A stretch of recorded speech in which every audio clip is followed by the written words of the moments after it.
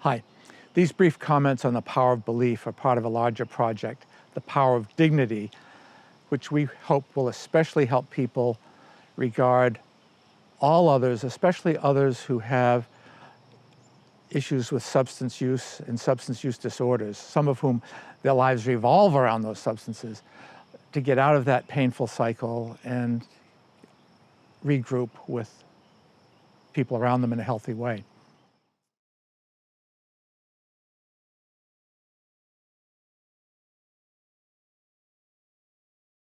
The power of belief connects with what Henry Ford famously said: whether you think you can or think you can't, you're right. What I believe Ford is talking about here, it's more than having a thought, especially it's not a thought we can choose. It's a gut level conviction about what's possible, things that we can or cannot achieve. And those gut level convictions involve emotion and feeling, and they derive from other people as well as just ourselves. Our ancestors, the people around us right now, and everyone in between.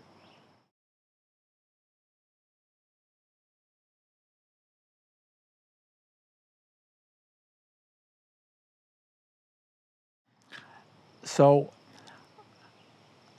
whether or not we believe in ourselves is affected by whether the people around us believe in us. And we are all around other people, and if we want to be able to help them to live up to their possibilities and live with their values and objectives, it helps if we feel responsible for how we regard them. And this is something that happens all the time. Teachers have a tremendous effect on their students just because of what they believe and expect. A famous story of a teacher who looked at her class list, saw numbers, interpreted them as IQ scores, thought she had a gifted class, and the whole class performed magnificently all year long. Only at the end of the year did the teacher realize that the numbers on the class list were locker numbers. Didn't matter. The expectations delivered the results. Teammates. Most of us, if we're ever involved in a team sport, want to be on a team with others who believe in one another and believe they can win. The outcomes aren't so great when some or all people on the team believe we're going to get creamed today. It happens in medicine and treatment. The famous placebo effect, where if the person taking a medicine and the provider providing it believes it's going to work, it's much more likely to work. The opposite of that is the nocebo effect, where if the provider doesn't have faith in the medicine, the patient may not either.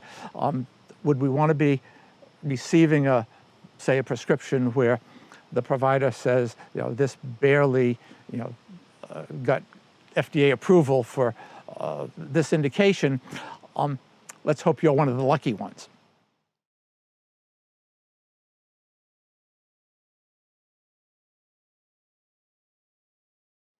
And people will be given labels, internalized labels, and they may be negative. Someone who's called a loser in their childhood or adolescence may struggle against that for the rest of their lives. It becomes a limiting belief. Even if they don't believe it themselves, struggling against it takes away energy from what they might achieve.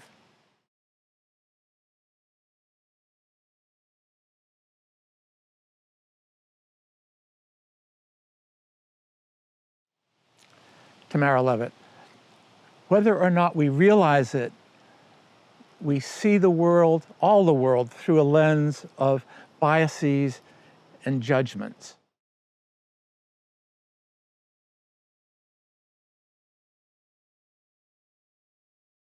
And these things happen just like that, automatically. I'm here in Vermont, where we're not far from Boston, not far from New York. There are lots of Red Sox fans, there are lots of Yankees fans, there are lots of hats like these. And someone who encounters someone in one of these hats may immediately be drawn to the person, attracted. Ah, my tribe. Or they may be dismissive of the person. Ah, rival tribe. And that can happen regardless of who's wearing the hat, regardless of whether they're a baseball fan or not. Maybe the only hat they had access to that day. But the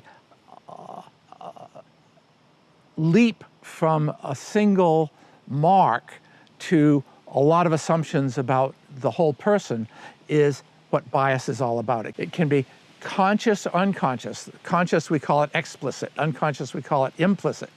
And it can be positive or negative. We're drawn or dismissive. And positive bias in how we behave, maybe even just the vibes we put off, we can nurture a person's growth and development, or if it's negative, we can impair that. And that's what we want to become more aware of and consistently be more helpful to others.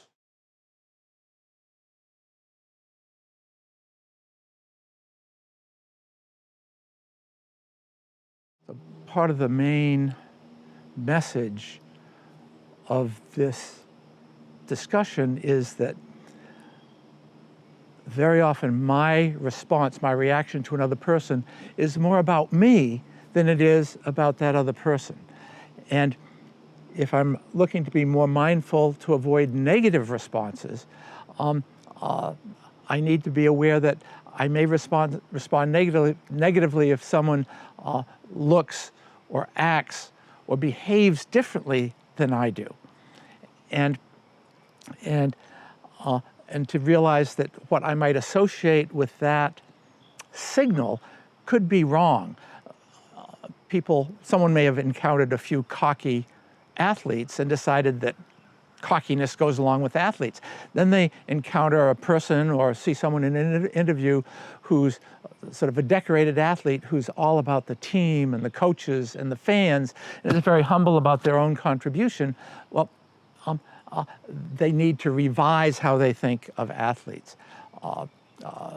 There are women who have been treated badly by men.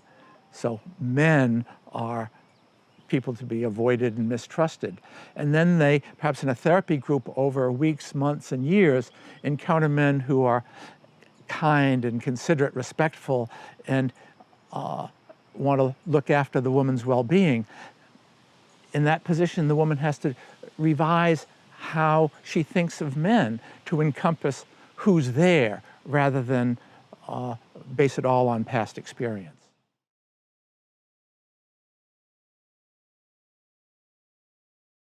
The word stigma can refer to that mark or characteristic that sets the observers up for judgment, whether it's warranted or not warranted.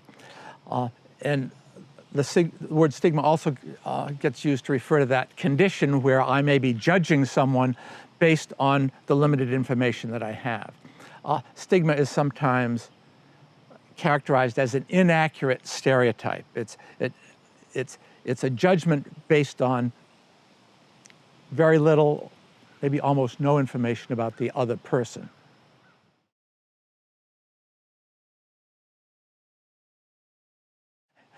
Here's an example. Birds of a feather who look the other way, birds of different feathers, I should say, who look the other way and pin a label on the other bird. There's judgment, there's this automatic establishment of a pecking order because of different feathers. Now, it may not be so bad when birds of a feather flock together. If they're with birds of like feather, they may get along and have a good time. What's unfortunate for the birds are depriving themselves of contact with the birds of a different feather, which could enliven and enlighten and broaden their bird life.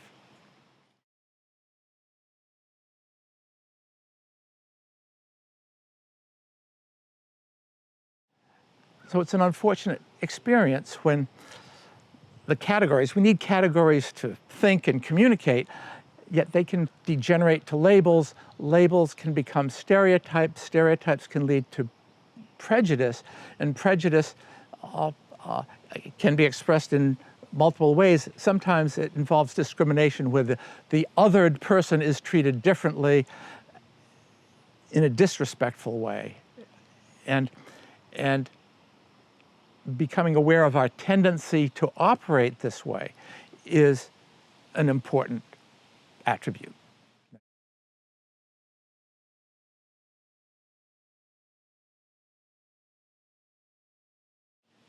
It's widely held that we humans are at our best and achieve things through collaboration and connection.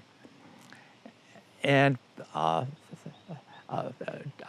Carl Sagan once said, if you wish to make an apple pie from scratch,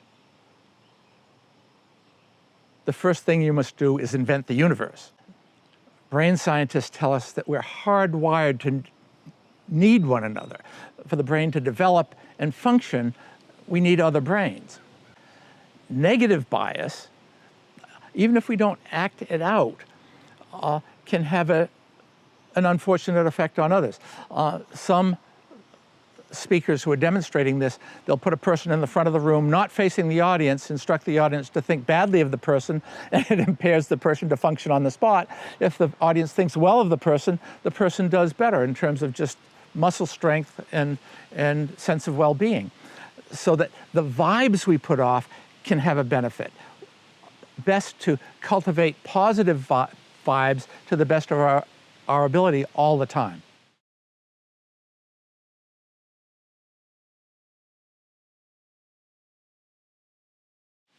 Dos animata. Through judging, we separate. Through understanding, we grow. Judgment and othering isolates us, which is, it's like a plant deciding not to accept rain and sunlight. We need these connections to grow.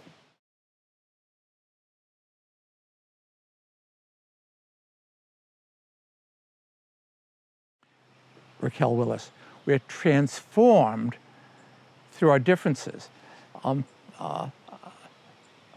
Life gets better for all without the stigma, without the judgment, and with the connection.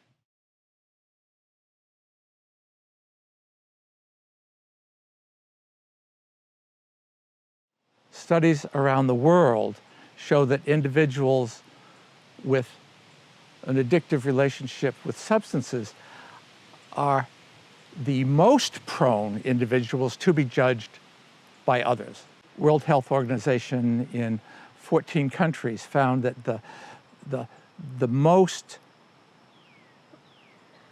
prominent source of judgment was drug addiction, more than crime, more than HIV/AIDS. The fourth most highest was addiction to alcohol. And the mental and physical problems among individuals with drug addiction were associated with being stigmatized, suggesting that the stigma contributes to their ill health. And fear of judgment based on past experience or just expectations leads many individuals with severe substance use disorders, with addiction, not to seek treatment.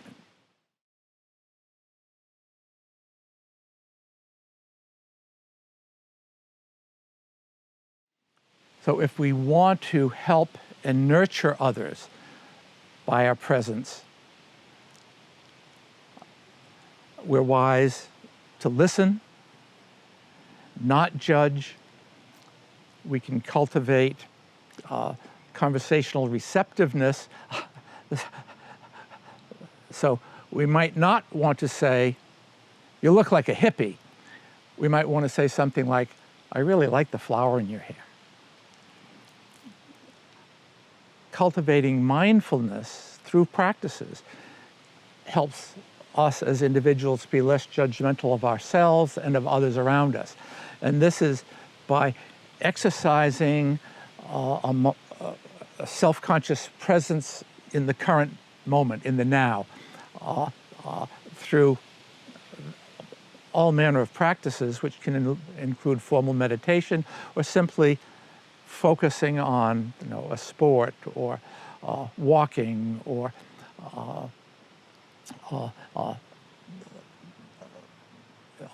being with a pet. It can help to just switch it up. If we talk a lot, talk less. If we don't talk much, talk more.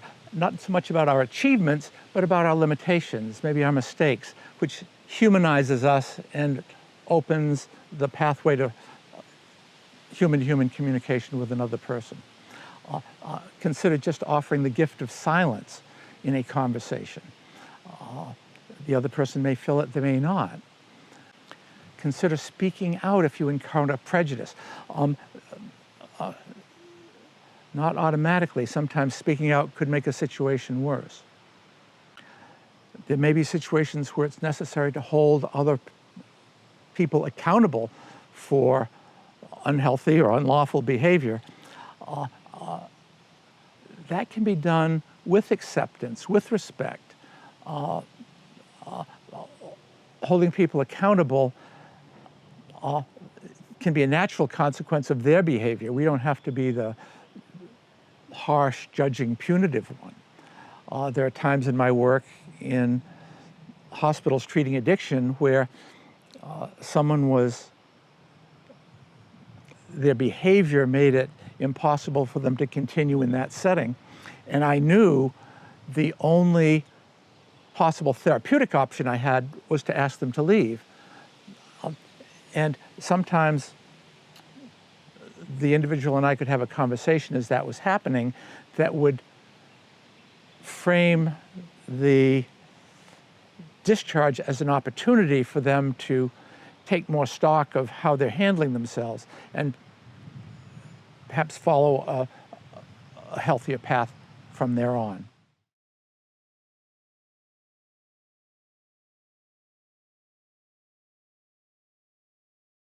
So the main message in this talk is to get to know the people around you. Conversations, just getting to know someone, busts stereotypes and enriches lives. Honesty, humility, and responsibility are the characteristics that I see as most essential for individuals in addiction recovery. They're also most essential for any of us as human beings. And they pay off. They feed into growth of the qualities of meaning, love, and humor in our lives. What's not to like about that?